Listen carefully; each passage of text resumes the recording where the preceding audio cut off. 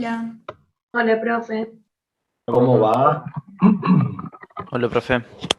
Hola, profe. Bueno, vamos a esperar un segundito que termine de ingresar toda la gente. Sí, porque está tan lento hoy.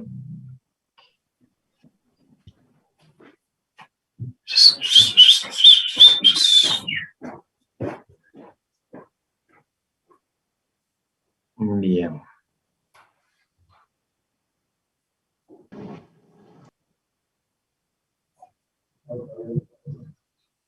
Perfecto. Bueno. Ok, ¿cómo va? ¿Todo bien? ¿Alguna novedad?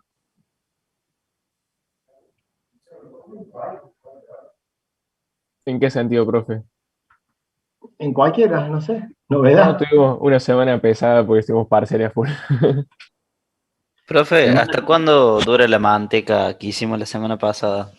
No, en las condiciones, sin condiciones de inocuidad y demás, no más de 24 horas y hay que tirarla.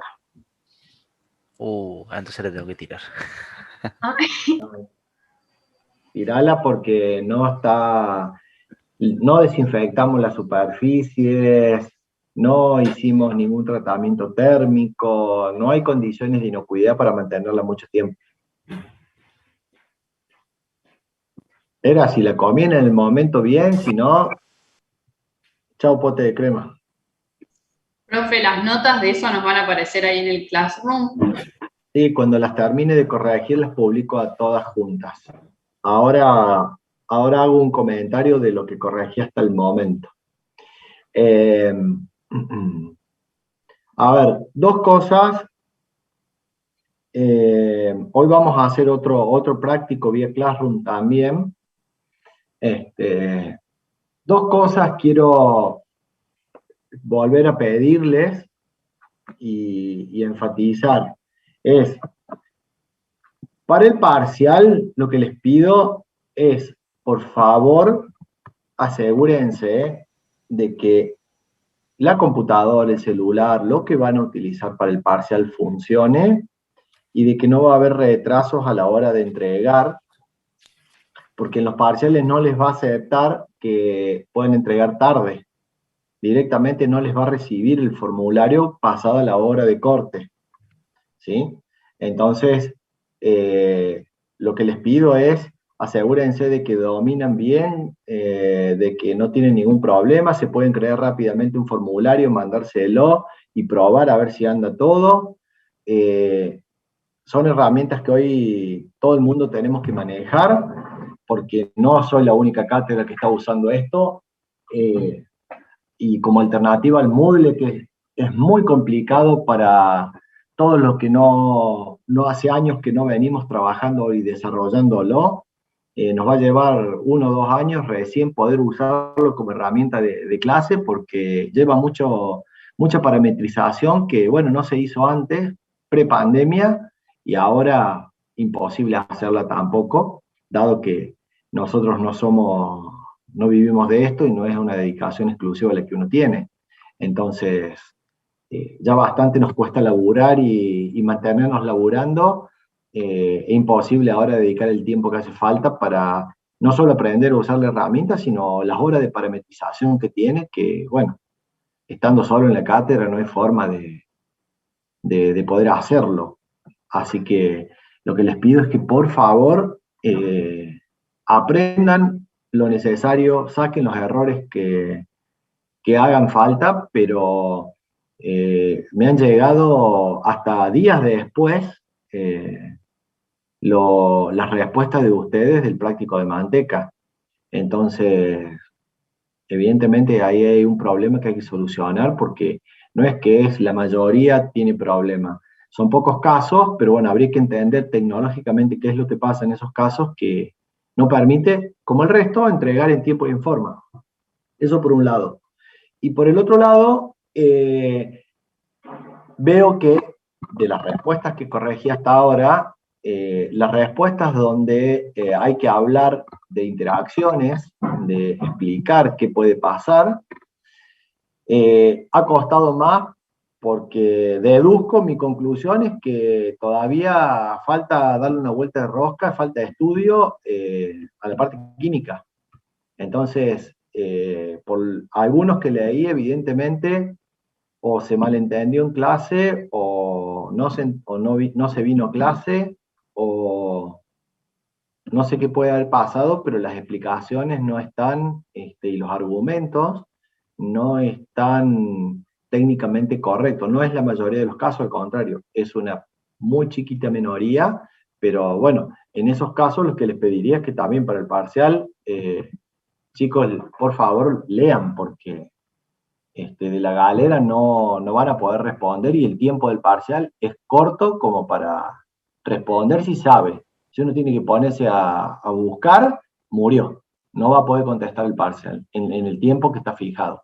Entonces, les pido que, como estamos con tiempo, hagan ese esfuercito para que el parcial sea un trámite más.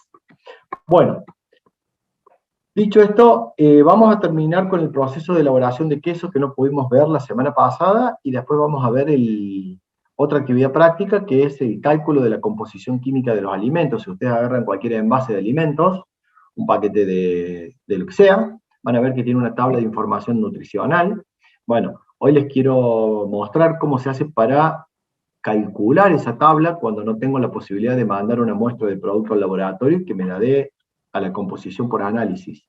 Bueno, cuando no tengo ni el dinero ni los recursos para analizar, ¿qué puedo hacer? Hay una manera, que también está admitida, con la cual se puede construir esa tabla. Hoy les voy a hacer un ejemplo, y ustedes lo van a ir haciendo en su compu. Al ejemplo, les voy a mandar un archivo por Classroom, ustedes lo van a descargar o lo van a trabajar ahí en línea y después me lo van a devolver. La idea de esto es que vean que no todo se soluciona con análisis y también es viable hacerlo por vía cálculo. Bueno, hay que saber calcularlo nada más, pero van a ver que no es muy complicado. Entonces vamos a ver cómo se calcula para que la próxima clase podamos ver todo lo que es rotulación, que es donde se aplica esta tabla y es donde se le comunica a un consumidor cuáles son las características del alimento que uno está poniendo en sus manos a través de toda la información que está en el paquete. Bien, dicho esto, entonces pasamos a ver lo que quedó de la clase de quesos, que era el otro proceso que quería dentro de la industria láctea contarles. ¿Se ve bien allí el PowerPoint?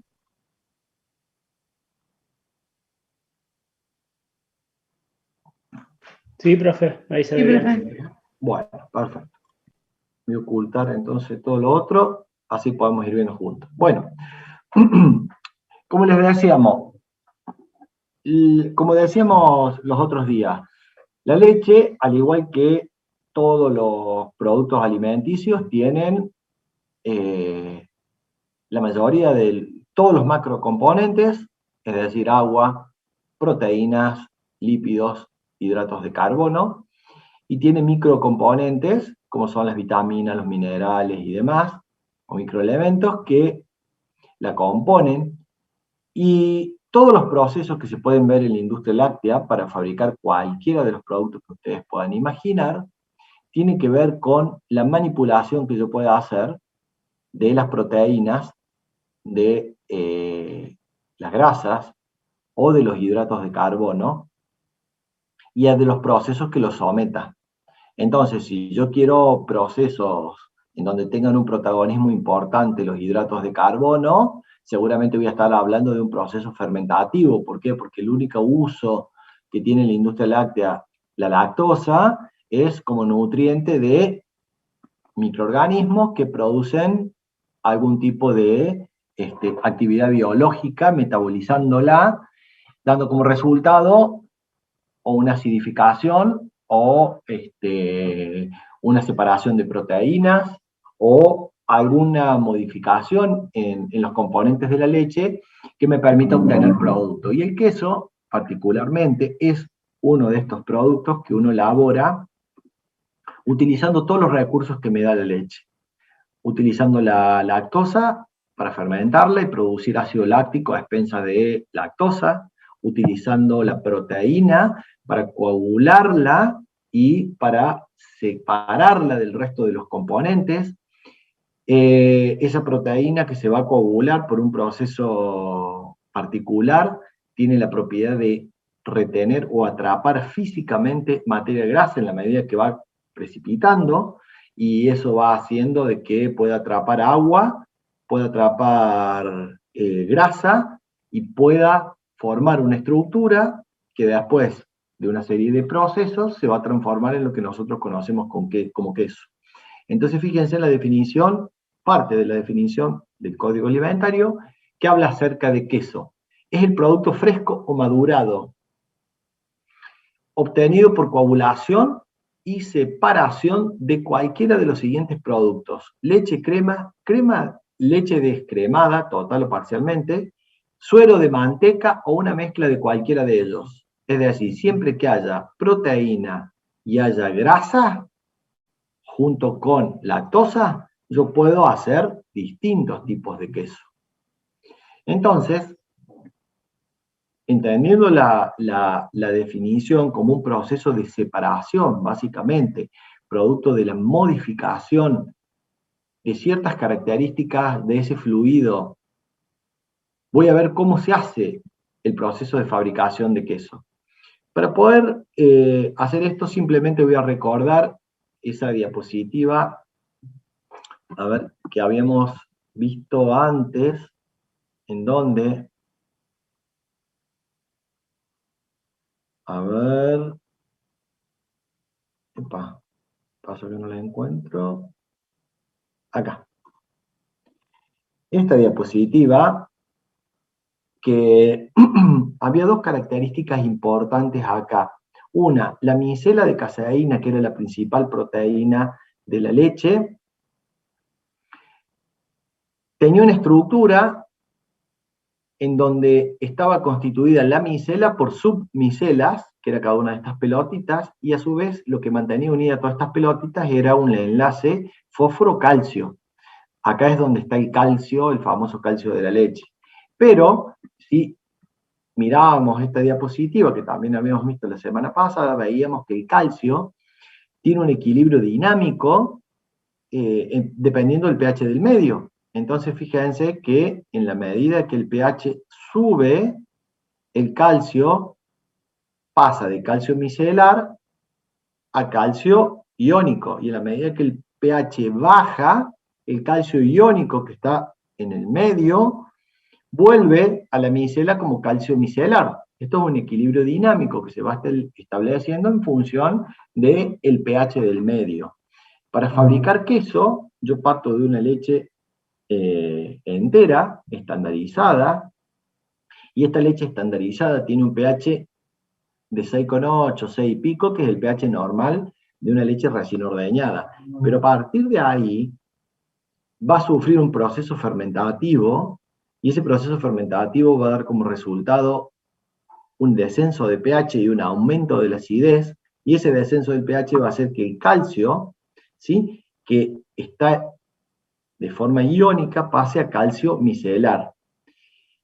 Sumado que si esa leche antes, en el proceso de recolección y en llegada a fábrica, tuvo un tiempo de almacenamiento, probablemente el desarrollo microbiano haya modificado ya algo del pH, y después el tratamiento térmico para la primera pasteurización que recibe la leche da como resultado que parte de ese calcio iónico, micelar, salga, producto de la ruptura de enlaces que produce el tratamiento térmico, salga calcio iónico. Por lo tanto, conclusión que debería pasar, que estos enlaces marroncitos, que son los enlaces puente cálcico, de fósforo y calcio, se rompieran durante el tratamiento térmico. Entonces, en vez de esta micela estar cohesionada o bien juntita, bien agrupada en unas, digamos, las submicelas en una sola micela, esto está medio roto, y este está medio roto hace que yo pierda submicelas al medio. Y la pérdida de submicelas al medio implica que en el proceso de coagulación la separación no va a ser muy eficaz. Por lo tanto, voy a tener pérdida de rendimiento de producto. Es decir, voy a tener pérdida de proteína que no la voy a recuperar como queso, sino que se va a ir con el suero. Y acuérdense, también voy a buscar otra filmina que habíamos mostrado antes, esta, que el calcio, las proteínas se dividen en dos, las caseínas, que es casi el 80% de las proteínas de la leche, pero también tenemos las albúminas y las globulinas como principales proteínas, y estas proteínas eran termolábiles, quiere decir que precipitaban con un estímulo de temperatura. Entonces, todo tratamiento térmico hace que parte de estas proteínas se puedan perder y parte de las caseínas se puedan romper a partir de los enlaces de calcio, obtener energía suficiente como para pasar de calcio micelar a calcio iónico, y como consecuencia de eso se me desestabiliza la micela, o se me rompe la micela, y pierdo capacidad de coagular y de retener. Por ende, el rendimiento, kilos de queso, kilos de leche, va a ir produciendo una merma, que ya de por sí el rendimiento es bajo. Ahora vamos a hablar de algunos valores. Entonces, para poder entender el proceso, acordándonos de lo que enfatizábamos recién, decimos que tenemos tres tipos de queso. Un queso de pasta dura, un queso de pasta semidura y un queso de pasta blanda. Estos tres tipos de queso, o estas clasificaciones de los tipos de queso, están todas tipificadas en el Código Alimentario. Cada tipo de queso tiene su propio artículo en donde se establece una relación materia grasa, proteína, humedad, que para cada tipo de queso es distinta. Por lo tanto, no toda la leche sirve para hacer todo tipo de queso. A la leche hay que acondicionarla, hay que ajustarle el porcentaje de materia grasa en función de la proteína al inicio del proceso, para que al final, después de la coagulación, ese coeficiente materia grasa proteína que pide la legislación se cumpla. Y además, el tiempo de estadía que tiene el queso en el proceso de maduración va a depender de la humedad final del queso y del tipo de queso. Un queso de pasta dura, un queso de rallar, digamos, está muy deshidratado, por lo tanto tiene mucha maduración y mucha pérdida de humedad. Un queso de pasta semidura, que es el queso típico para hacer sándwich, el queso barra que uno va a la fiambrería y compra, o todos los quesos más blandos, como el Roquefort, el Brie, el Camembert, etc., son quesos que tienen una humedad intermedia, y los quesos de pasta blanda son todos los quesos cremosos que le llamamos, o las mozzarellas, etc., y ya muy blanda, todos los quesos blancos o los quesos blandos, incluida la ricota, que me permiten, o como el casan creme, digamos, en un caso extremo, que son quesos de mucha humedad. Pero un queso de pasta blanda, por ejemplo, un queso cremoso, estamos hablando que estamos en un queso entre un 12 y un 14% de humedad. Un queso de pasta semidura, estamos hablando entre un 9 y un 11, 12% de humedad, y un queso de pasta dura, estamos hablando de un 8 para abajo. Entonces, fíjense, de cada 1000 litros de leche que yo ponga en juego, o 1000 kilos de leche que ponga en juego para hacerlo kilo a kilo, o viendo el tema de la densidad, yo estaría obteniendo 80 kilos de queso, razón por la cual esos rendimientos son bajos. Y me queda, después de esto, un sobrenadante, un suero que se lleva parte de la proteína, toda la proteína del suero, la albúmina y la globulina, más toda la proteína que no precipitó, parte de la caseína que no precipitó, más grasa, más toda la lactosa. Entonces, o casi toda la lactosa. Entonces, el suero tiene mucho valor todavía comercial como para tirarlo. Ya vamos a ver en el proceso qué se hace con el suero. Entonces, así podemos clasificar según una de las maneras que la legislación ofrece. Después clasifica por humedad, clasifica por tamaño, clasifica por tipo de queso, por familia de queso, etc. Son distintas clasificaciones que están definidas en nuestra legislación. Ahora, los ingredientes básicos para poder hacer un queso son la leche, y acá, fíjense, leche pasteurizada entera. La pasteurización ideal para este tipo de procesos sería hacer una termización, que se llama. Esto es a 60 grados centígrados, media hora de temperatura. Ese proceso está prohibido en Argentina, no está admitido, porque ese proceso se utiliza en algunos quesos europeos para leches obtenidas en condiciones muchísimo más asépticas, es decir, con menos contaminantes que las que tenemos nosotros acá. Acá el acondicionamiento mínimo de un pasteurizador, estamos hablando de 72 grados, 15 segundos por lo menos, para pasteurizar leche para hacer queso. ¿Sí? Mientras más térmicamente la castigue a la leche, más pérdida de rendimiento voy a tener en producto terminado, porque más desnaturalización voy a inducir en la proteína, y por ende más apertura y exposición de los grupos hidrofóbicos voy a tener. Por lo tanto, eso ya de por sí empieza a ser una complicación en el proceso. Además de la leche, voy a tener que usar o no crema, dependiendo del tipo de queso y del ajuste de la materia grasa que yo tenga que hacer. Puedo usar suero de manteca, si necesito un aporte extra de proteína, como para regular el cociente proteína-materia grasa. Entonces el suero de manteca puede aportarme proteína y poca crema, la crema puede aportarme poca proteína y mucha grasa. Voy a agregar cloruro de calcio, este es un ingrediente que está admitido. Profe, Sí. una pregunta, ¿la crema se agrega para darle grasa o es para algún tipo de queso en especial? No, para cada tipo de queso, después voy a abrir el código alimentario y les voy a mostrar. Cada tipo de queso tiene estipulado una relación grasa-proteína en producto terminado. La relación grasa-proteína debe ser de tanto. Entonces, para llegar en producto terminado después de la deshidratación del queso post-maduración, yo tengo que partir de una relación grasa-proteína para terminar en otra. Ese ajuste de grasa-proteína al inicio en la leche hay que hacerlo antes de empezar el proceso, ¿sí?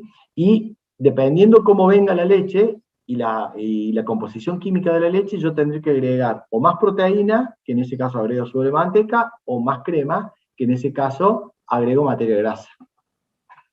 ¿Se entiende? Tengan en cuenta que la crema que se utiliza para el agregado de grasa no es la crema de la cual ustedes partieron, que tiene un 40%, sino una crema que tiene 72% de materia grasa. Entonces ya es una crema bastante concentrada. Bien, les decía, además tengo el cloruro de calcio como otro componente importante, puesto que necesito restituir parte del calcio que en la pasteurización se me fue a calcio iónico, necesito meterlo de nuevo dentro de la micela. Entonces, ¿qué hago? Hago una saturación de calcio iónico para que cuando haya descenso de pH en todo el proceso de fermentación, yo pueda restituir el calcio micelar a partir de la migración desde el entorno hacia el interior de la micela y el restablecimiento del enlace puente calcio. Como eso se comprobó de que pasa realmente, hay una movilidad de iones desde un lugar hacia otro, desde el medio hacia el interior de la micela, se admitió en la legislación hasta un agregado de 200 miligramos de cloruro de calcio por kilo de leche para poder restituir ese calcio micelar. Y después hay dos componentes que son esenciales para fabricar queso. Uno es el cuajo y otro son los fermentos. El cuajo es una enzima, ¿sí?, que permite separar a la proteína. ¿A qué proteína? A la caseína del resto de las proteínas presentes en la leche. Entonces, el queso técnicamente es una separación y una coagulación o un precipitado de caseína. El resto de las proteínas, albúmina, globulina, péptidos, etcétera, quedan en suspensión coloidal y se van a retirar del proceso en forma de suero. Entonces el cuajo es la enzima que permite, ya vamos a ver el mecanismo, separar a la caseína del resto de los componentes. Entonces, tengo una coagulación por vía química. Y por otro lado tengo los fermentos, que los fermentos son los que realmente van a fermentar la lactosa y van a producir las características organolépticas propias de cada tipo de queso. Cada tipo de queso hoy tiene su fermento específico. No es que con un tipo de fermento hago cualquier tipo de queso. Tengo que ajustar la composición de la leche al tipo de queso y agrego un fermento específico para cada tipo de queso. Entonces, cada queso en particular tiene un sabor y un aroma totalmente distinto, producto de los metabolitos de esta fermentación. Y por supuesto sal en el último proceso, que es el salado. Ok. ¿Cuáles son las operaciones unitarias más importantes dentro del proceso de fabricación de queso? Que yo sigo hablando, ustedes me paran cuando tienen dudas, ¿no? Hay 3 operaciones que son críticas en el proceso de fabricación de queso, que son las que se llevan los mayores controles a lo largo de toda la producción. Uno es la cuajada propiamente dicho, que es esto, la inoculación con una enzima para separar la caseína del resto de los componentes de la leche. Ya vamos a ver en fotos cómo cambia la textura de la leche cuando ha actuado la enzima y ha producido la separación y la coagulación, digamos, con posterior gelificación de esa proteína. La otra etapa crítica es el desuerado. ¿Por qué? Porque gran parte del rendimiento del producto se obtiene cuando hago una separación de la proteína que precipitó del resto de los componentes de manera controlada. Y no tengo pérdidas, ¿sí?, de cuajada. Y el tercer y último proceso importante, o más crítico, digamos, es el proceso de maduración, que es donde las enzimas que yo inoculé junto con los fermentos van a producir, a partir de la lactosa remanente, todas las características organolépticas que tiene un queso. Este mix que yo agrego de fermentos lácticos tiene proteasas, por lo tanto va a haber ruptura de proteínas, tiene lipasas, por lo tanto va a haber ruptura de lípidos, y por supuesto tiene enzimas que metabolizan la lactosa y producen ácido láctico. Entonces, ese mix de enzimas es propio de cada tipo de queso. Y hoy se vende, ya sea para preparar de manera líquida, o se vende congelado, como las latitas de picadillo o de atún. Entonces, ya viene incluso dosificado. Si yo las compro liofilizadas y congeladas, a las latitas, por ejemplo, yo tengo un freezer en la quesería con todas las latitas por cada familia de queso. Entonces, por cada tina que yo llegue, ya vienen las latitas del tamaño justo para ciertos volúmenes de tina. Entonces es fácil la dosificación. Lleno la tina hasta el volumen de diseño, abro una latita para ese volumen de tina y directamente siembro el fermento, congelado así como está. Entonces no tengo ningún problema de deterioro de ese fermento, ni de que genere algún efecto no deseado. Bien, vamos a ver cada uno de estos procesos en fotos que nos permita entender de qué estamos hablando en cada caso. Para poder ver esto, simplemente una pasada rápida del diagrama de flujo de lo que sería la fabricación del queso. Llega la leche cruda, hay una estandarización, es decir, un ajuste de la materia grasa en función de la proteína que trae el queso y en función del tipo de queso que yo voy a elaborar, y luego a esa mezcla ya estandarizada la pasteurizo. La enfrío a la temperatura indicada. Tengan en cuenta que la actividad biológica máxima se obtiene entre 35 y 37 grados centígrados. Entonces, ¿yo qué hago? Como la leche la pasteuricé y la calenté, la enfrío hasta la temperatura de incubación, y es ahí donde adiciono el cloruro de calcio, el cuajo y los cultivos lácticos. Vamos a ver en fotos cómo se hace esta adición. Y ahí va a empezar un proceso que dura más o menos unos 40 minutos, 50 minutos aproximadamente en el proceso industrial, y que es una agitación controlada con unas tinas que se llaman doble cero. Ya les voy a mostrar un proceso artesanal y un proceso industrial y la forma que tienen los equipos, que va a permitir darle el tiempo de incubación como un bioreactor, darle el tiempo de temperatura e incubación necesario para que el fermento empiece a trabajar, el cuajo empiece a trabajar y empiece a separar proteínas. Cuando la masa de leche ha adquirido la textura adecuada, empieza un proceso de corte seguido de un proceso de calentamiento. Y este proceso de calentamiento, que se llama cocción a 40 grados centígrados, no es ni más ni menos que como cuando ustedes hacen un bife en la plancha. Vieron que ustedes ponen la plancha caliente y tiran el bife, y generalmente el que le gusta jugoso lo sella rápidamente de los dos lados. ¿Para qué? Para que la humedad que está adentro no se pierda y quede mucho más jugoso, si no lo tendría que cocinar despacio. Bueno, traduciendo eso al proceso de queso y considerando las proteínas que estamos manejando, que no es carne, mantenerlo a 40 grados centígrados es temperatura suficiente para desecar y deshidratar la superficie del coágulo obtenido. Y a esa temperatura yo lo que voy a lograr es que no se me deshidrate un coagulito. Ahora vamos a ver fotos. Esos coagulitos son los que van a contener la humedad del tipo de queso que yo voy a fabricar.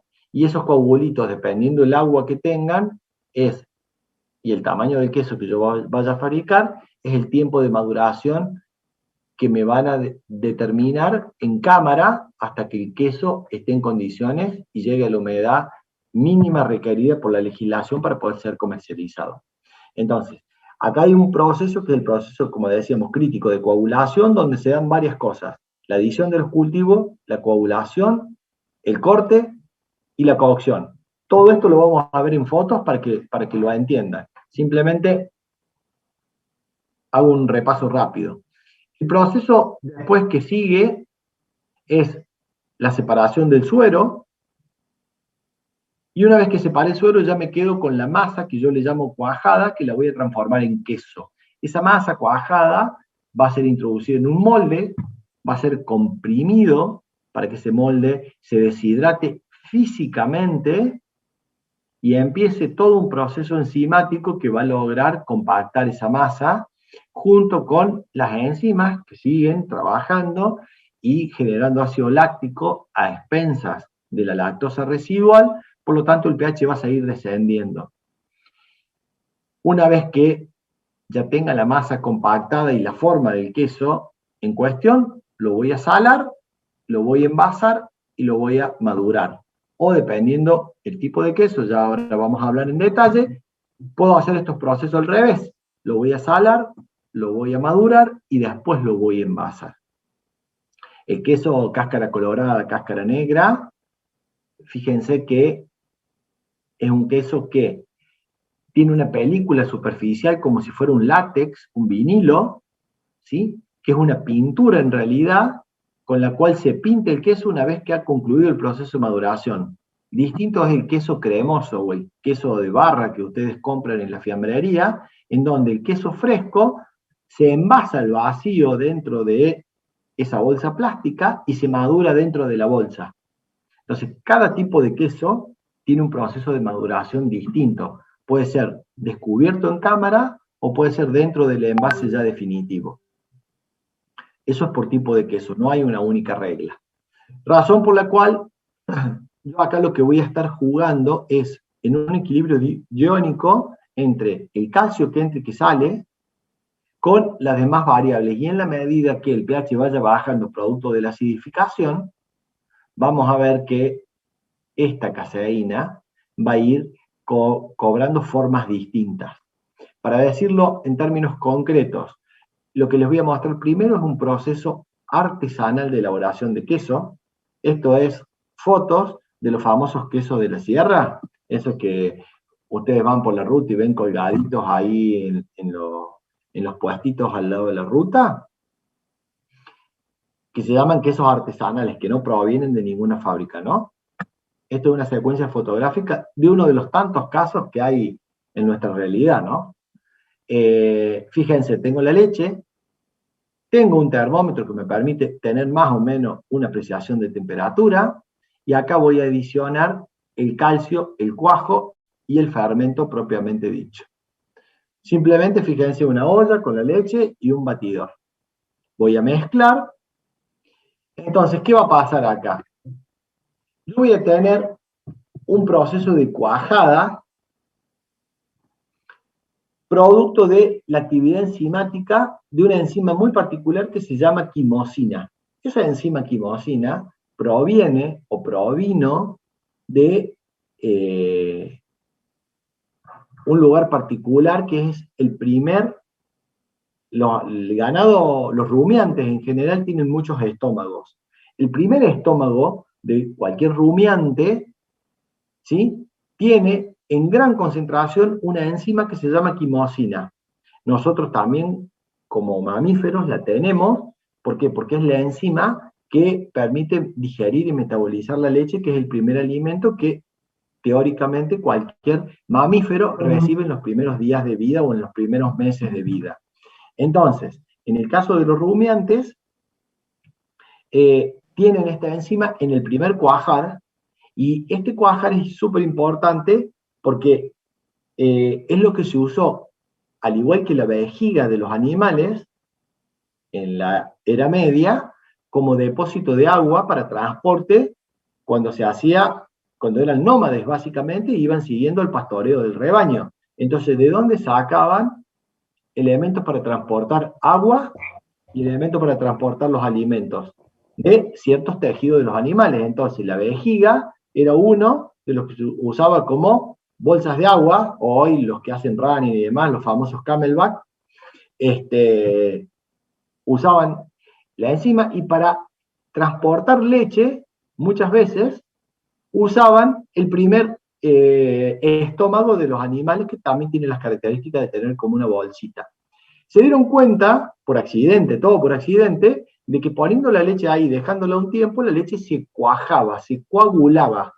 Y si prensaban el producto de esa coagulada y lo dejaban secar, tenían un alimento que podía ser conservado por mucho tiempo. Y así nacieron los primeros quesos. Entonces, ¿qué pasaba? Ponían la leche ordeñada, que sobraba, que no se podía consumir, en esos cuajares, se coagulaba, se prensaba a mano, y se ponían las tortitas hechas así, apretadas a mano, en cavernas frías. Las cavernas generalmente tienen ambiente húmedo y tienen una población de hongos muy grande. Por lo tanto, esos hongos le aportaban los fermentos propios que le daban sabores particulares. Cuando estaba deshidratado y fermentado, estaba madurado el queso. Y así empezaron a depurar la fabricación de queso. Primero fue todo por accidente, y de hecho, parte de esas cavernas que existen en la región del Roqueforti, en Italia, tienen un tipo de hongo que todo lo que se ponga en contacto con ese hongo genera un tipo de queso que se llama Roquefort, o lo que nosotros acá conocemos como queso azul. Todo esto que se fue dando por mero accidente, se fue estudiando con el paso del tiempo, y se dieron cuenta de que las enzimas eran la clave para poder separar la caseína del resto de los componentes. Entonces hoy, después del advenimiento de la tecnología y la biotecnología, hoy se puede obtener enzima todavía de cuajo, se puede obtener de plantas, o se pueden tener por cultivo microbiano. De cualquier forma, hoy se pueden obtener enzimas, y de hecho cuando hay procesos de elaboración de quesos artesanales, que se sigue haciendo con el estómago. Entonces cuando se mata el animal, se separa el primer estómago, y se cortan los pedacitos como si fuera de mondongo, porque el estómago es justamente el mondongo, que nosotros comemos los guisos. Se cortan tiritas de mondongo que contienen la enzima, y se tiran esas tiritas dentro de la leche. Y así la tina obtiene la quimosina. Hoy más práctico, se compra en bidón la quimosina. Cada fabricante de quimosina de origen microbiano, de origen vegetal, de cualquier origen, te dice cuál es la fuerza de ese cuajo, es decir, cuánta leche es capaz de coagular por mililitro. Entonces te dice, para tantos litros de leche tenés que agregar tantos mililitros. Y de hecho, en muchos lugares, en las zonas lácteas, uno va y compra cuajo y puede fabricar queso de manera artesanal. Entonces, el cuajo, fíjense lo particular de esto, corta a la caseína, la corta en una posición específica, que es dentro de la secuencia de aminoácidos, la secuencia 105-106. Dentro de estos dos aminoácidos, fenilalanina y metionina, ahí al medio va y rompe esa enzima. Y si yo busco una foto de las que les había mostrado antes, no. Les quiero mostrar una foto para que ustedes recuerden lo que les dije la clase pasada. A ver, acá. ¿Se acuerdan que la clase pasada les había mostrado que la caseína tenía estos pelitos?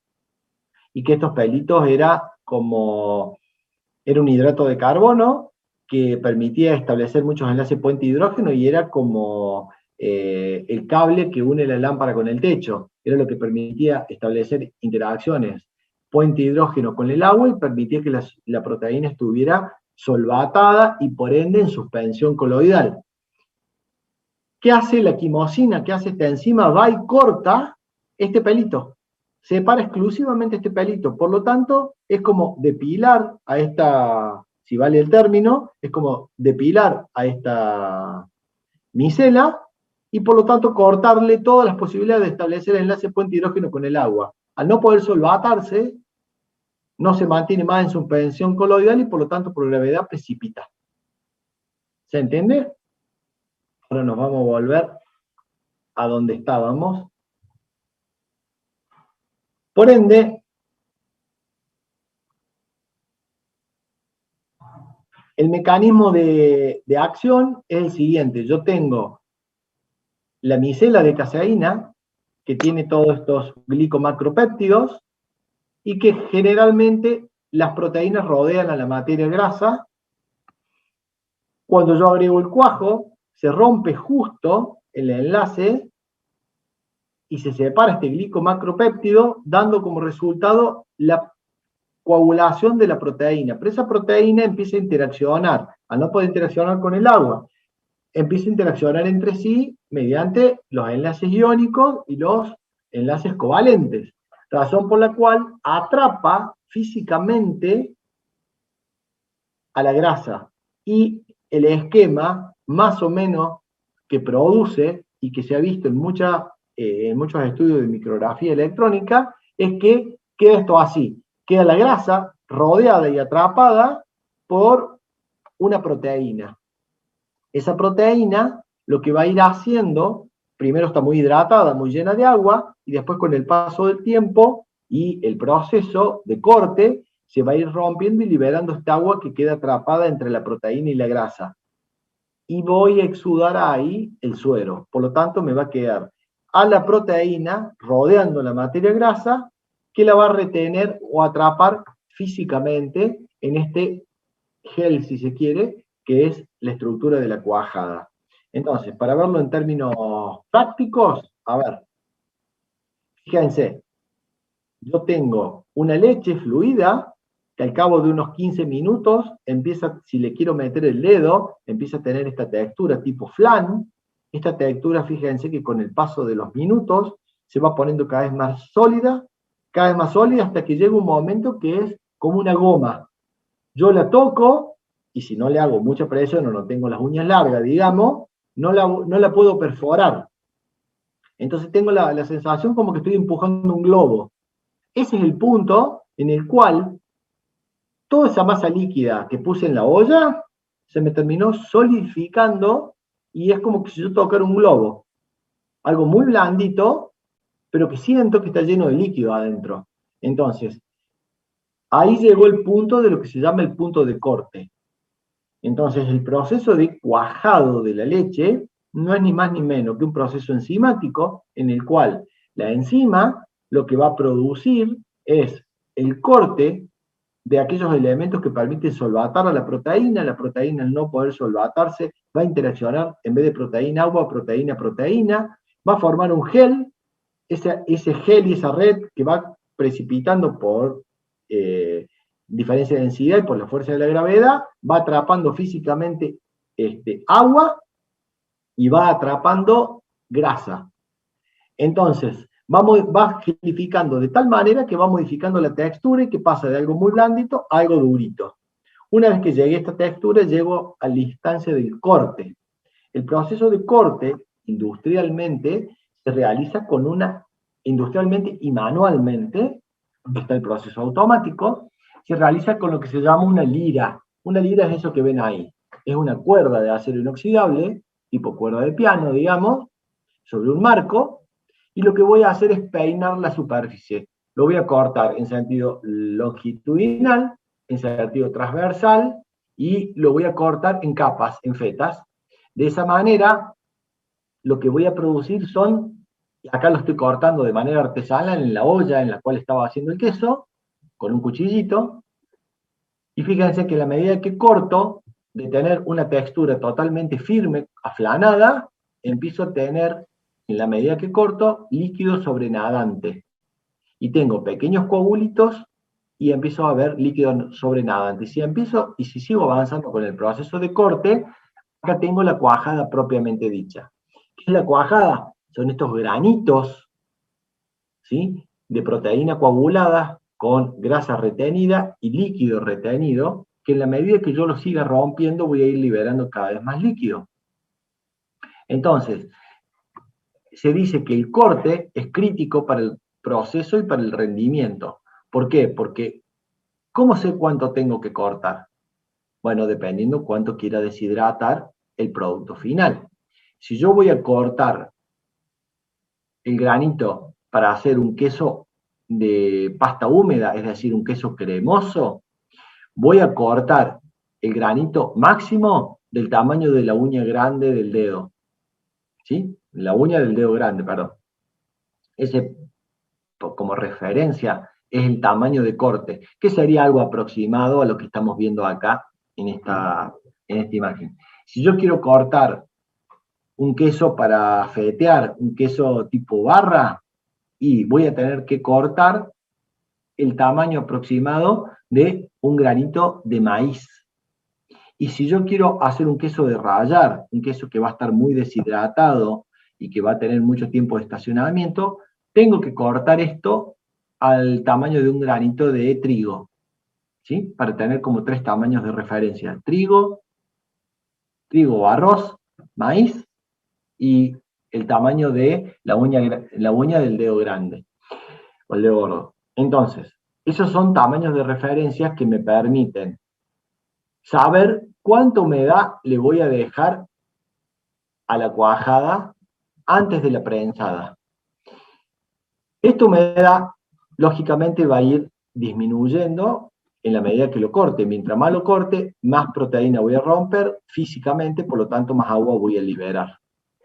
Y como el código alimentario me impone una cantidad de humedad residual en el producto después de la maduración, yo tengo que jugar con la humedad que le dejo en este punto del proceso, porque de lo que quede acá hasta lo que saque después en la cámara de maduración, será la capacidad que tenga ese queso después de conservarse a lo largo del tiempo. Mientras más húmedo quede, menos se conserva y más refrigeración necesitará. Ustedes fíjense que los quesos de rallar básicamente están tan deshidratados que se conservan a temperatura ambiente, pero los demás quesos tienen que conservarse en temperatura. ¿Por qué? Porque todavía tengo fermento y tengo microorganismos que en la medida que yo le dé temperatura van a seguir trabajando y van a seguir descomponiendo la proteína porque hay proteasa, la materia grasa porque hay lipólisis, y muchas veces esos sabores picantitos o fuertes se deben a la combinación de proteasas y lipasas que el fermento tenía. Entonces, una vez que corté, tengo este granito, acá tengo una foto de la cuajada, y fíjense en lo que sobrenada al costado. Este es el famoso suero, y este es el color característico también del calostro que hablábamos la semana pasada en el proceso de ordeñe de la vaca. Es decir, un líquido amarillento blancuzco amarillento, ¿va? Que tiene flotando la lactosa en una solución, tiene en una suspensión la albúmina y la globulina, porque la caseína precipitó acá, y tiene en una emulsión el poco de grasa que le pueda quedar al suero. Y por otro lado, tengo la cuajada. Entonces, el proceso que seguía una vez que había separado la cuajada del suero era el filtrado. Lógicamente, ¿cuáles serán las variables de proceso con todo lo que hemos dicho hasta acá para poder asegurarme que la cuajada está en condiciones óptimas de seguir para adelante y que lo que voy a obtener al final es un producto que no solamente sea rico, sino que encuadre dentro de los requisitos legales?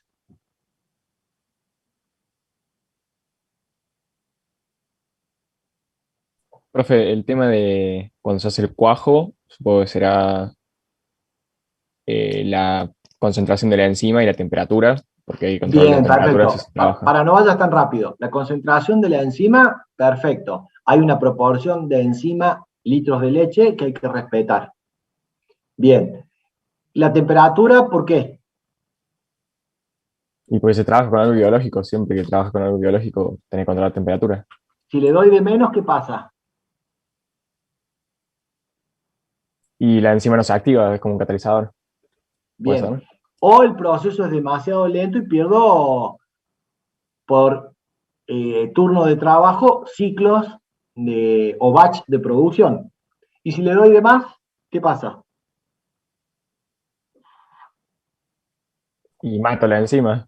Mato la enzima. Entonces, tengo una situación de equilibrio ahí, por lo tanto, el control de temperatura en todo el volumen es importante. Bien, ¿qué otra cosa será importante en este punto?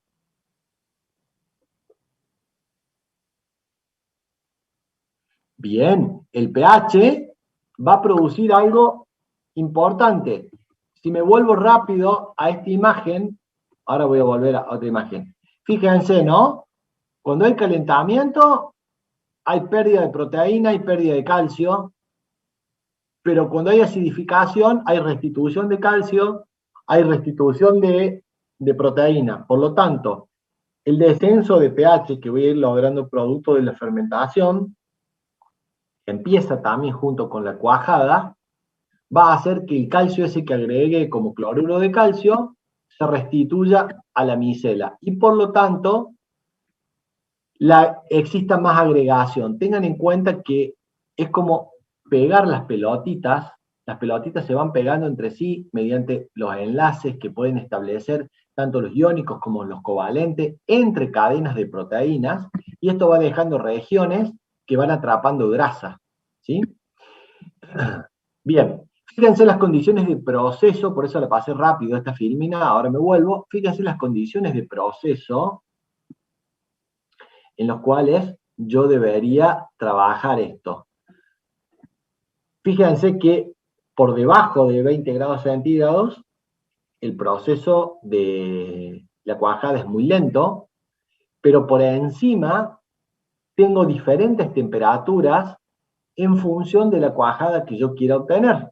Entonces, no todos los tipos de queso, y acá viene otro tema, no todo tipo de queso se procesa a la misma temperatura. Cada enzima que se ponga y cada fermento que se ponga tiene una temperatura específica hoy, antes era una sola, hoy con la segmentación que ha habido y la posibilidad de la biotecnología de separar fermentos exclusivos para ciertos tipos de queso, hoy les puedo dar la temperatura que haga falta a cada tipo de queso y a cada tipo de cuajo que yo utilice para lograr el máximo rendimiento posible. Y fíjense que acá habla acerca de fermentos directos o indirectos. El directo es este que abro, que viene congelado, abro la latita y lo tiro dentro de la tina. Los indirectos son fermentos que hay que ponerlos en leche, en una suspensión de leche, dejarlos crecer en una cámara, hacer una multiplicación de eso para después sembrar.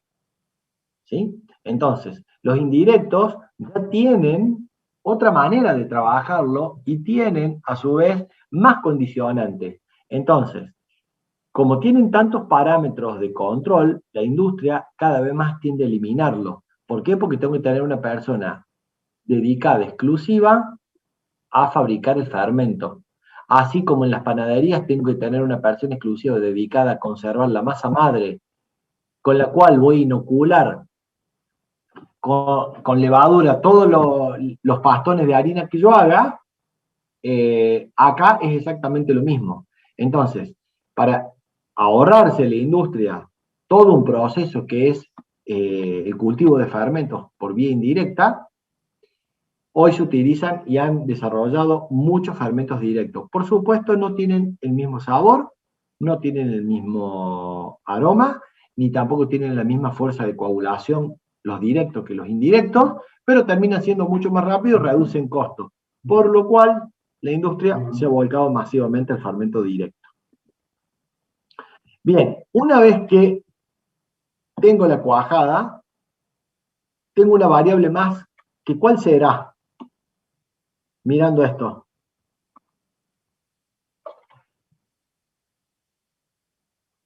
El corte. ¿Qué del corte? El tamaño del corte.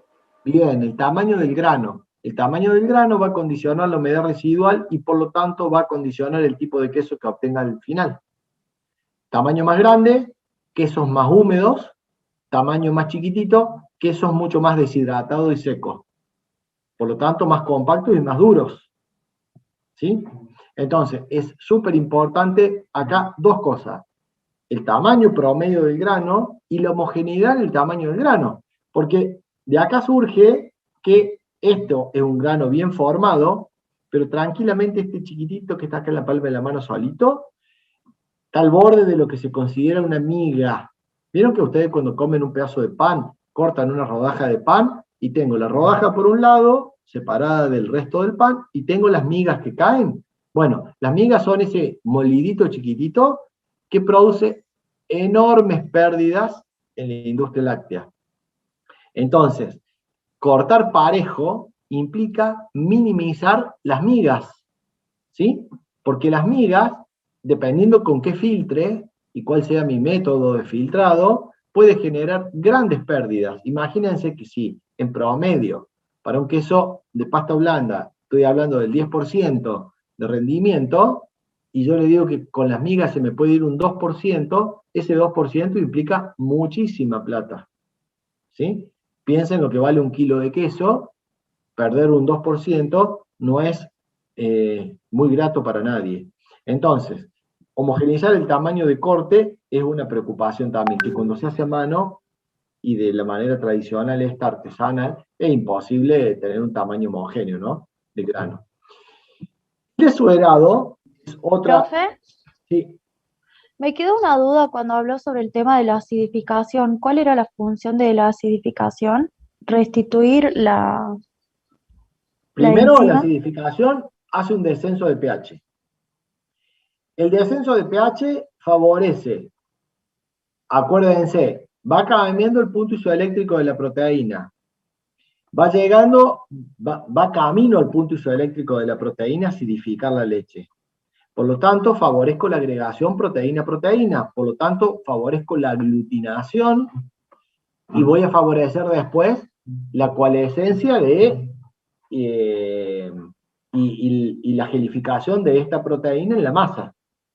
Por otro lado, el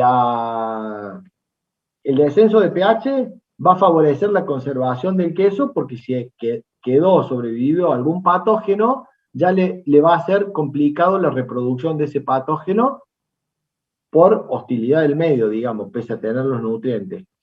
Y por otro lado, el calcio, que está como calcio iónico, después de la pasteurización de la leche,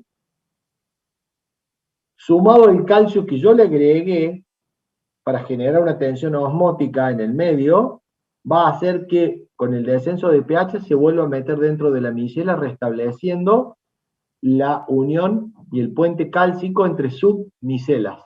Por lo tanto, va a favorecer el rendimiento y que toda la proteína caseína posible de precipitar, precipite. ¿Se entiende? Sí, gracias, profe. De nada. Bueno, entonces, una vez que tengo esto, voy a la etapa siguiente. La etapa siguiente es el desuerado, es decir, hay que separar toda la cuajada del resto de los componentes de la leche. Y acá es donde están las principales pérdidas. ¿Sí? ¿Por qué? Porque el desuerado tiene todavía un valor comercial. Piensen, tiene grasa, tiene toda la lactosa o la mayor parte de la lactosa presente, porque está en una solución acuosa, por lo tanto se va con el agua, y me arrastra algo de caseína que no precipitó, me arrastra toda la albúmina y toda la globulina, todos los péptidos que están presentes, y me arrastra materia grasa. Por lo tanto, el suero tiene valor comercial. Si yo con el suero no voy a poder hacer ningún tipo de producto, antes, en la antigüedad, 20 años atrás, para atrás, digamos, ¿qué era lo usual? Encontrar la fábrica de queso y cerca estaba un criadero de chancho. ¿Por qué? Porque todo el suero producido por la industria láctea se lo daban como agua de bebida a los chanchos. Y los chanchos, al tomar, por el tipo de metabolismo que tienen, al tomar este líquido dulce por la lactosa, lleno de proteína y de materia grasa, lo transformaba en carne. Entonces convertía ese desperdicio en carne, y la ecuación siempre se cerró de esa manera. Si bien el rendimiento por kilo de leche ingresada sobre kilo de queso producido es bajo, la ecuación económica se cerraba cuando yo vendía de la leche el queso y el chancho. ¿Sí? Hoy la industria produce volúmenes muy grandes de suero. Entonces, desde hace unos 20 años, no me acuerdo exactamente la fecha, esta parte, empezó a verse la utilidad comercial del suero con otra perspectiva. Y como tiene proteínas de alto valor biológico, albúmina y globulina, la misma proteína que es la parte blanca del huevo, digamos, como es la albúmina, dijeron, bueno, ¿qué pasa si con estas proteínas las separamos y las concentramos y las deshidratamos? Y así empezaron a nacer los famosos suero de queso en polvo, ¿sí? O proteínas del suero de queso en polvo, o extractos lácticos en polvo. Bueno, conclusión, todos los polvos que se utilizan para los suplementos dietarios como base, así como el pele de soja es la base de todos los balanceados para los animales, el extracto de estas proteínas de suero de queso es la base para todos los polvos que se preparan para nutrición deportiva. Desde todos los suplementos para fisicoculturistas o deportistas de alto rendimiento, hasta, ¿cómo se llama? Uy, que están los autos ploteados por todos lados. Este esquema de comercialización de estos potes en polvo. Herbalife. Herbalife. Bueno, todos tienen en su composición suero de queso. Y de hecho, vino una planta, vinieron capitales suecos que se asociaron con Sancor y pusieron, creo que en Balnearia o por ahí cerca, una planta que se llama Arla Food, que tenía todos procesos de ósmosis inversa y que permitía separar la lactosa por un lado, la albúmina y la globulina por otro, y la materia grasa por otro, y las deshidrataba obteniendo estos polvos. Hoy creo que Sancor vendió su parte, no sé quién, pero la planta sigue estando y sigue operando. Y la otra salida comercial que se le está dando al suero hoy es la creación de bebidas lácteas a base de suero de leche. Entonces se está haciendo una bebida que es como los jugos Bagio o los Hades, digamos, que en vez de estar hechos en base a soja o algún otro vegetal, están hechos con este suero que tiene todas las propiedades nutricionales que tiene la leche, tiene proteínas de alto valor biológico y que tranquilamente, con los aditivos correspondientes, es una bebida nutritiva sin ninguna duda. Hoy hay muchos emprendimientos que están avanzando en aprovechar el suero de queso. ¿Por qué? Porque el queso es uno de los pocos productos de la industria láctea que es fácil de exportar. Y Argentina tiene buena calidad de queso, al menos para la región. Bien, ¿qué factores de proceso o qué variables de proceso favorecen un buen desuerado? La temperatura. Mientras más alta es la temperatura, más rápido se desuera. Cuanto más baja, más difícil es el desuerado, ¿sí? Y la acidez. La acidez de la leche, que es lo que se mide más rápido, o por otro lado puede medirse el pH, condicionan, dijimos, la proteína y la acercan o no al punto isoeléctrico. Entonces, obviamente que en el punto correcto tengo la mínima atracción agua-proteína y por lo tanto tengo la máxima repulsión. Por ende, la separación del suero de la cuajada es eficaz. Entonces, yo tengo que asegurarme que al momento de querer separar el suero, yo esté parado en el punto isoeléctrico de la proteína, de la leche.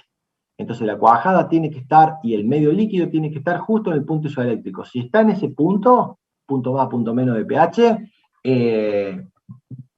yo estoy en posición de hacer un proceso eficaz.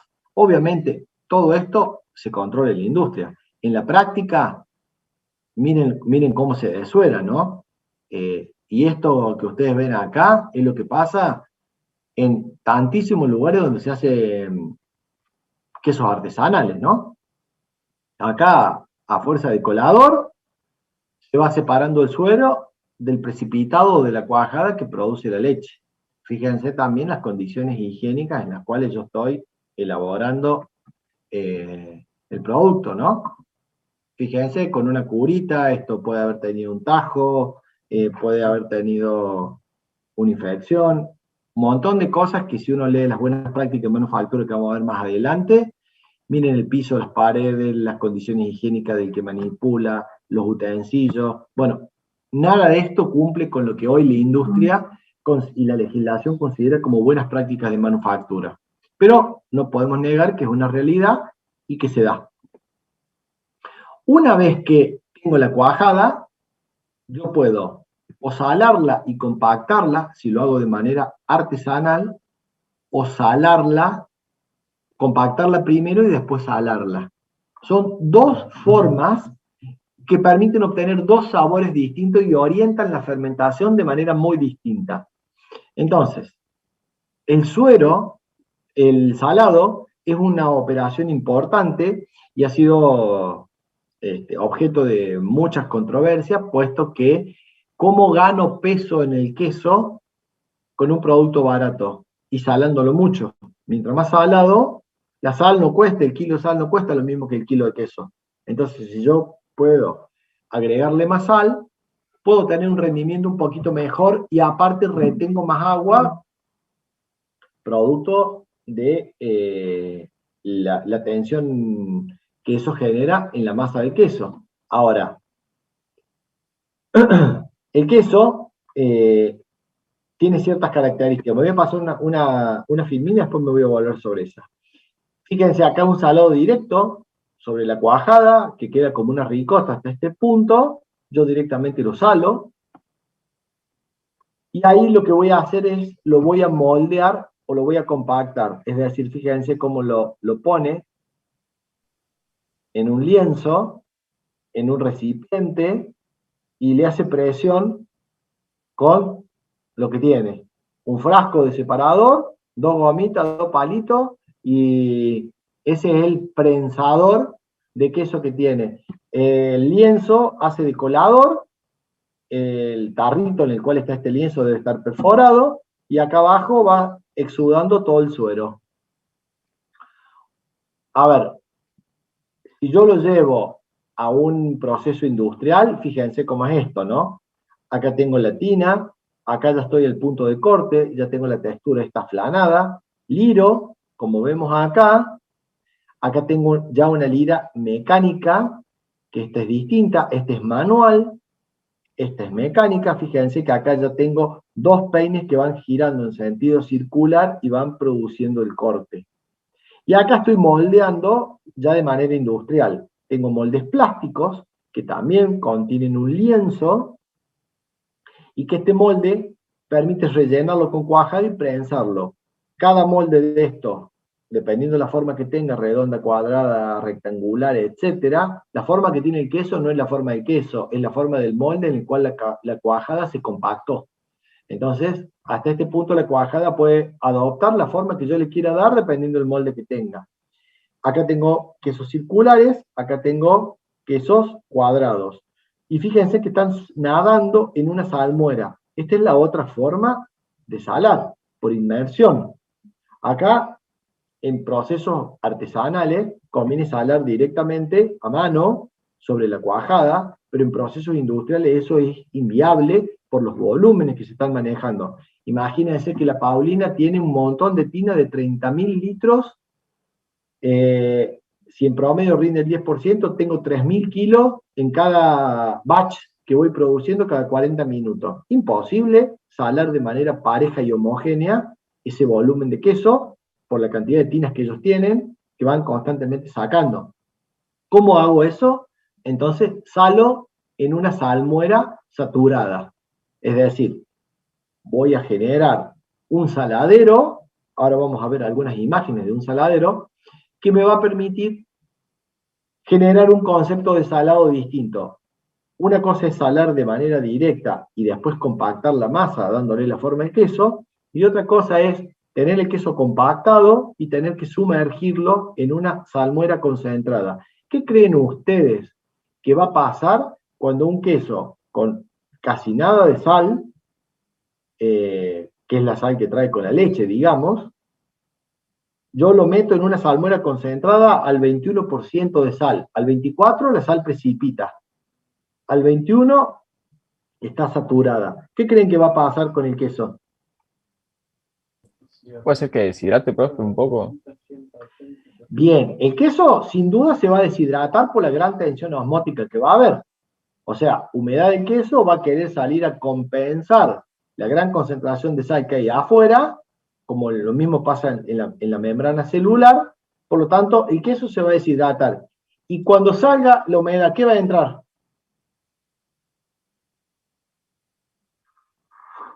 La sal. Perfecto, es un intercambio dinámico y acá estamos en un proceso de ósmosis mediado por una difusión. Entonces, todo lo que ustedes vieron de cálculo de difusión, con integrales y todo eso, se produce acá. Acá yo puedo calcular cuál es el coeficiente de difusión de una sal a una temperatura, a una concentración, a una diferencia de potencial entre la salmuera y el queso, a lo largo del tiempo. Y por supuesto, dependiendo de la forma del queso, siempre, vamos a hablar de estos quesos redondos, imaginemos que es una bola redonda, una pelota de fútbol perfecta, el queso, siempre la incorporación de sal va a ser en anillos radiales, ¿no? Desde la periferia del centro, donde va a haber un gradiente de concentración. Siempre la superficie del queso va a estar muchísimo más salada que el centro del queso. Por lo tanto, cuando yo lo saque del saladero, el queso en la superficie va a estar extremadamente salado y en el centro va a estar prácticamente sin sal. Durante el proceso de maduración en la cámara es donde la humedad se va a equilibrar en toda la masa del queso y la concentración de sal también. ¿Cómo se va a dar esto? La superficie ha quedado extremadamente deshidratada y el centro extremadamente húmedo respecto a la superficie. Entonces, en la medida que la humedad vaya del centro a la periferia, la sal, por intercambio, va a penetrar hacia el centro.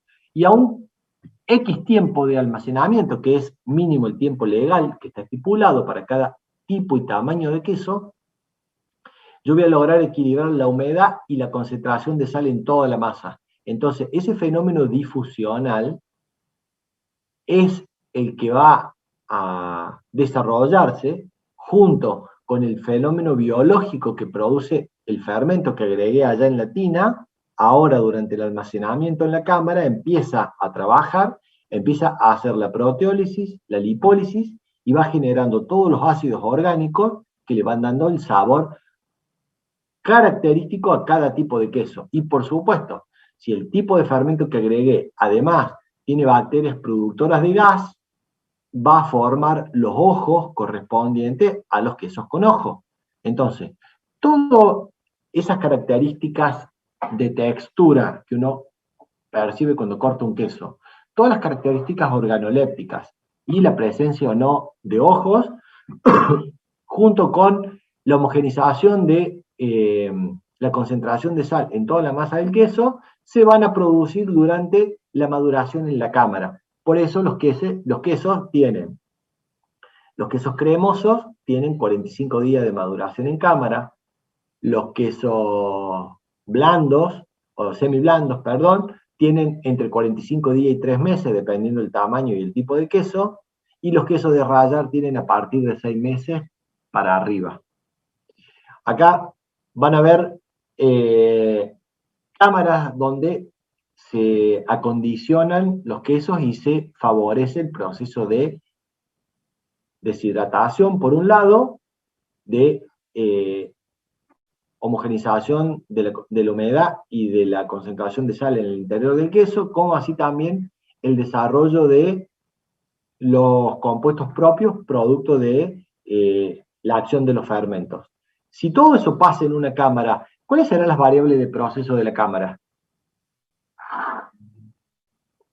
La temperatura. Bien, ¿a qué temperatura lo tendría? Y se las ve bastante oscuras, tienen pinta de ser bastante frescas esas. Pero Bien.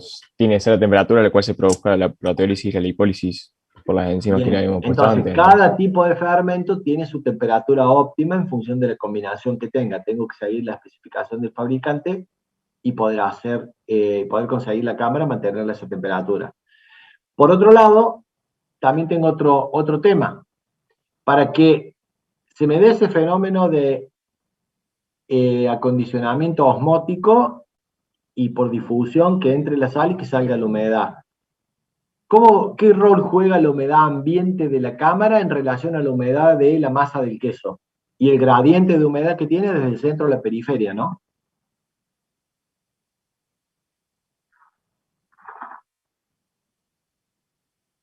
Y si lo que se quiere es que la parte periférica se humidifique, y el centro se seque un poco, y por ahí si tenés muy alta humedad en el ambiente, eso va a pasar mucho más lento. Bien, entonces, ¿cómo yo tracciono que la humedad desde el centro del queso migre hacia la superficie del queso? Un ambiente seco. Ahora, ¿seco o muy seco?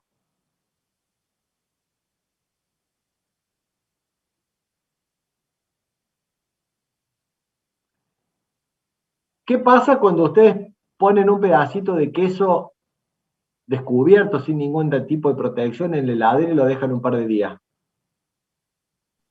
Y se pone Se Pone duro. forma duro. una costra. Y esa costra que se forma, que se pone duro, ¿permite la continuidad de la deshidratación? No, Perfecto. Entonces, si yo le doy muy poca humedad al ambiente, voy a acelerar la deshidratación superficial que va a impermeabilizar el queso. Por lo tanto, yo tengo que mantener una humedad que mantenga la máxima velocidad de deshidratación posible para el tiempo de guarda de ese queso, en donde la tengo que hacer a la deshidratación, tengo que permitir que se equilibre la humedad del queso, tiene que haber humedad para que los fermentos puedan, por supuesto, seguir produciendo su metabolismo, pero no puedo meter quesos muy frescos en una cámara muy seca, porque lo que lograría es la deshidratación rápida superficial y con ello la impermeabilización. Por lo tanto, el queso se va a descomponer o se va a podrir mucho antes de deshidratarse y conservarse. ¿Se entiende la idea? Y además, podría una humedad excesiva por el otro lado podría favorecer el desarrollo de hongos. Que yo tengo muchos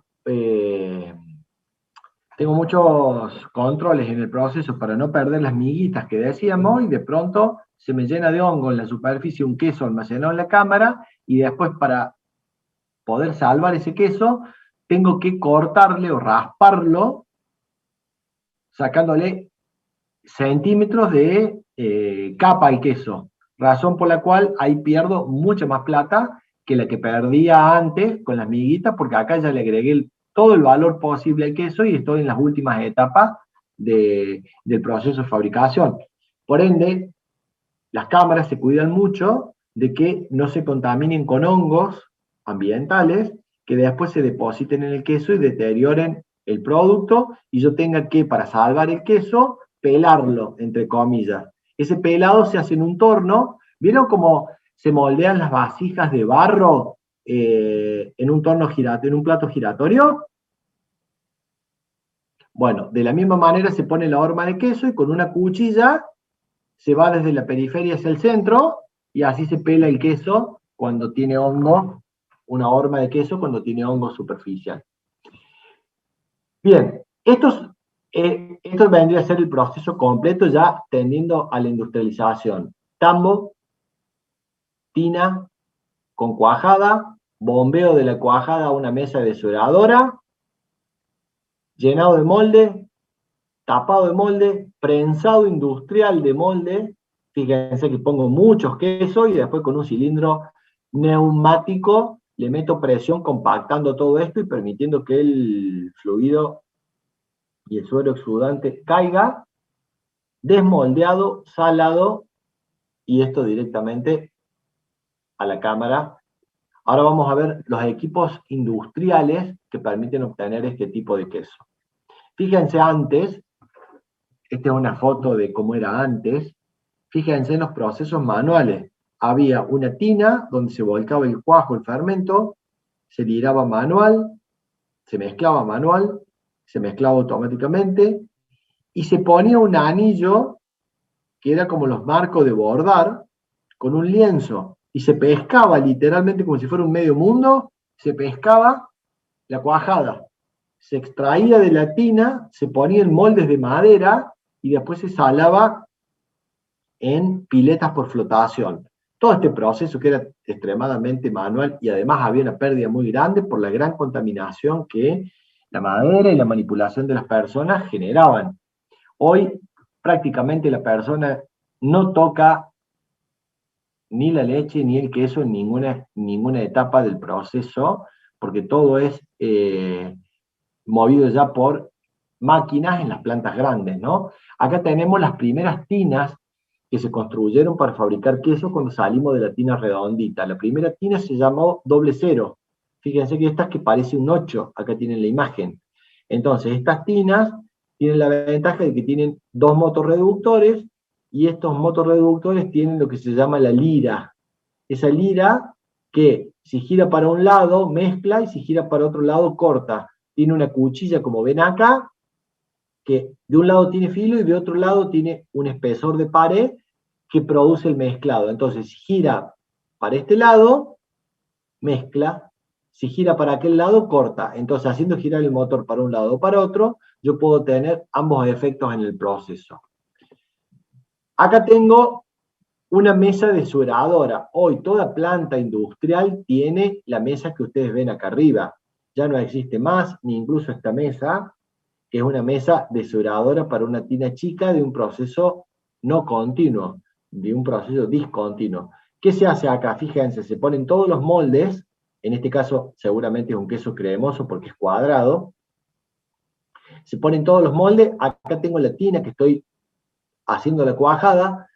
El producto de esta tina lo voy a tirar sobre los moldes y voy a ir bajando estos cilindros neumáticos con esta placa que está perforada. Esta placa perforada lo que va haciendo es compactando la masa y permitiendo que a través de las perforaciones sobrenade el suero. Y después con una bomba de superficie aspiro el suero de la mesa y me queda toda la masa de queso dentro del molde con la separación de suero. El proceso industrial ahora es muy distinto. Es una prensa continua esta, donde ¿qué hago?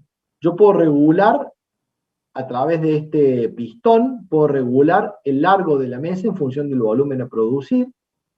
Yo descargo con una bomba la cuajada, todas las mesas de sueradores están abajo de las tinas de coagulación, y por gravedad, para no bombear y romper mucho el coágulo, yo descargo la cuajada sobre la mesa, y después cuando descargo la cuajada, bajo esta placa que se ve acá arriba, que es como la que está acá abajo, una placa perforada con un aspirador. Ese aspirador es el que se lleva todo el suero, y permite tener niveles de deshidratación muchísimo mayores, con la ventaja de que una vez que desueré, levanto esto y empiezo a hacer correr el émbolo. Y una vez que hago correr el émbolo, tengo una cortadora, por lo tanto me va sacando la horma de la forma que yo le diga. Pongo a punto esta cortadora para que la cuchilla baje a tantos ciclos de avance de la mesa, y esto va permitiendo ir sacando la horma ya lista. No hace falta ponerla en un molde para poder cortarla. Directamente la cuchilla me la corta. Y esto es lo más moderno que existe hoy, que es un saladero dinámico, que se llama. Es decir, todo saladero es una gran pileta en profundidad. Estamos hablando de, debe tener 10, 15 metros, un saladero grande, de profundidad, ¿sí? Donde, ¿qué tiene? Una corriente.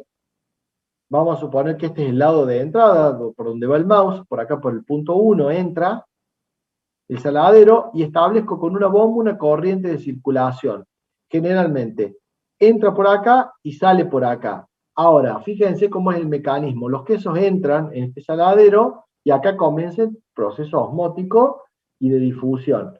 Los quesos son guiados por la misma corriente de bombeo hacia un ascensor que se va hundiendo. Todo esto es, por supuesto, en un acero inoxidable 316, que tiene mucha resistencia a esa concentración salina, y por bombeo, por circulación y flotación, se va llenando cada uno de los canastos. Cuando se llena el canasto, esto baja un piso, se hunde un piso, llena el otro, se hunde un piso, llena otro, se hunde un piso, hasta que se sumerge completamente. Como la salmuera es de concentración constante, porque si ustedes se fijan acá, yo tengo todos los quesos sumergidos y tengo una instalación que lo que hace es mantener constantemente la salmuera concentrada. Entonces, como cada queso va absorbiendo sal, yo tengo que estar constantemente preparando y disolviendo sal para mantener homogénea la salmuera. Si tengo una salmuera concentración casi constante, controlo el pH, controlo la acidez y controlo los hongos y las levaduras que se puedan formar en esa salmuera, porque la cloro, que de hecho eso es lo que pasa. Se clora esta salmuera, cloro a niveles como se agrega cloro en el agua, ¿no? En el agua potable.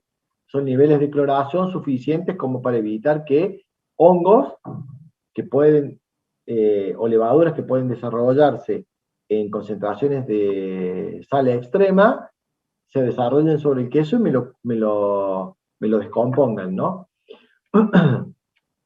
Si yo tengo una salmuera a concentración constante, ¿de qué depende que el queso que está sumergido adentro, de qué variable depende que adquiera más o menos sal? Del tiempo.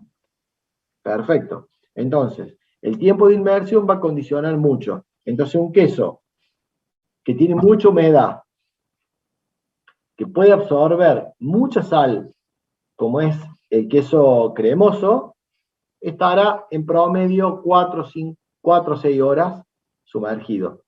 Un queso de barra, un queso de cáscara colorada, etcétera, podrá estar hasta 12 horas, dependiendo del tamaño de la horma, Y un queso de rallar probablemente esté mucho más de 24. Y dependiendo del tamaño de la horma de queso, puede estar mucho más tiempo.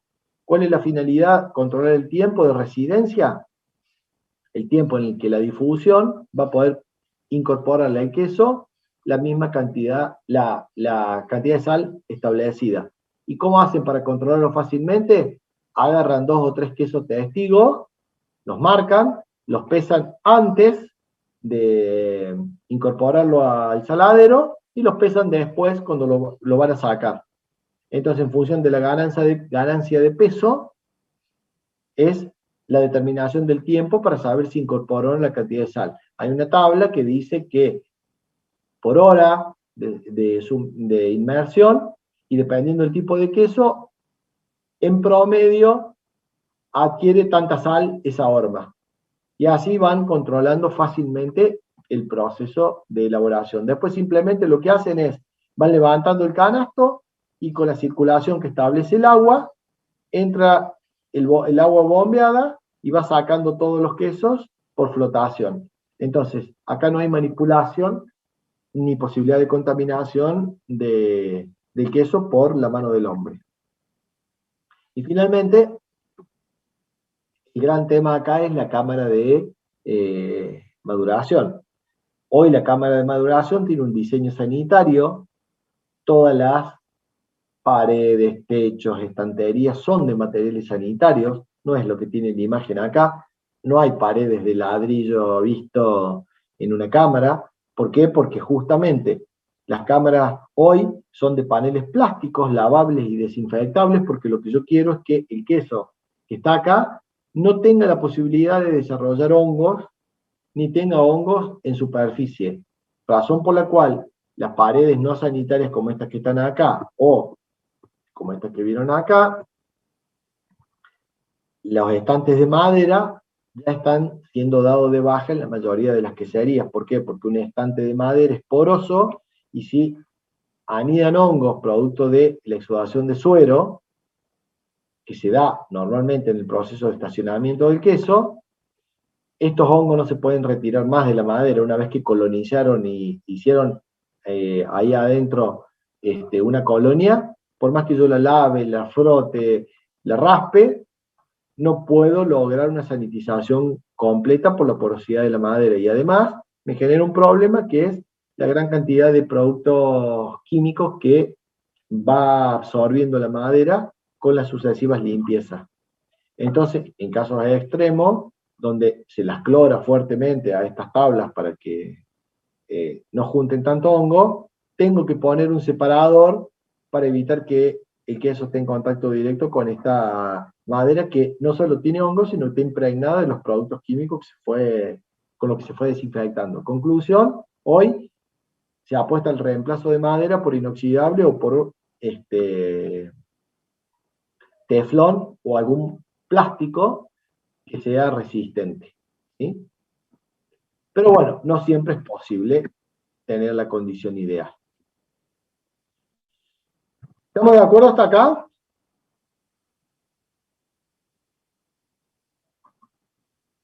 Sí, profe. ¿Dudas? ¿Preguntas?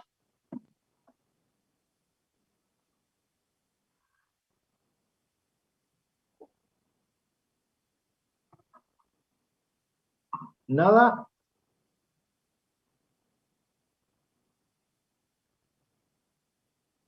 Bueno, vamos a hacer una cosa. Vamos a tomarnos 10 minutitos de pausa, y cuando volvamos, ahora les voy a liberar en el Classroom, les voy a compartir un archivo, una hoja de cálculo de Google, muy similar al Excel. Les voy a pedir que se la descarguen al dispositivo que tengan, o si la quieren abrir y trabajar en línea, pues da lo mismo. Con la cual vamos a ir viendo el tema de cálculo de composición química de alimentos, y vamos a ir charlando acerca de, en una planilla de cálculo, cómo tendrían que ustedes ir haciendo las modificaciones que hacen falta para poder calcular la composición química de un producto procesado a partir de la composición química de las materias que lo componen. Entonces, en estos 10 minutitos lo que les voy a pedir es, vayan al baño, cambien el agua para el mate, hagan todo lo que tienen que hacer y descárguense esta planillita para que en la medida que vayamos viendo el PowerPoint, ustedes puedan ir haciendo los cálculos que hacen falta. Después lo que les voy a pedir es que al final de la clase me devuelvan vía Classroom esta planillita, así yo la corrijo. ¿Estamos de acuerdo? Volvemos, son las 5:10, las 3:10, 3:20, vamos de nuevo.